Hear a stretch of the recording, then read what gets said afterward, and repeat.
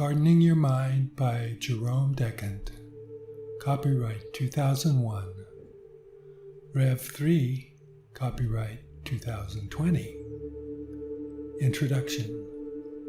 This booklet sprouted from a seed idea planted when I sent the following email message to some friends. Here's the message. Gardening tip of the day.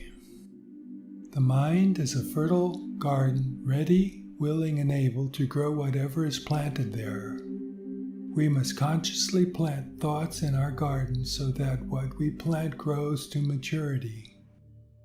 Since the garden of our mind is ready, willing, and able to grow whatever is planted or takes root there, if we do not consciously plant positive, life-supporting thoughts there, then something else must and will grow there. Whatever that something is will be dependent on the winds of time and circumstance that blows its thought seeds into the fertile soil of our mind. So, that something could be good or bad. Since we haven't made a conscious effort to cultivate our mind garden, any kind of weed thought seed must and will grow there. That's because it, the mind garden, needs to grow something, and it doesn't care what it is. It is the nature of the mind garden to grow things. A wise person is ever mindful of the thought seeds that blow into his mind garden, uprooting the unwanted weed thoughts before they come to maturity and taking care to nurture those thought seeds that will bring forth the harvest he desires. A wise person cares for the seeds he plants so they bloom into the abundant harvest he desired.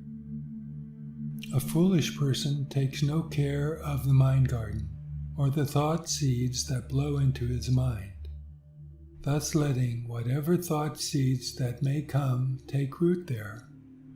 He eventually reaps the harvest that only weeds can bring. Then he wails in woe for his misfortune in life, wondering why God has done this to him. Thus, a foolish person experiences random ups and downs, good and bad, only swayed by the tendencies of the wind that predisposes him to receive certain types of weed seeds, never really knowing what or why he reaps the harvest he does. We all have a green thumb. If only we will realize it's our responsibility to be the master gardener of our mind, then will we reap the bountiful harvest made in heaven, awaiting our acceptance of it.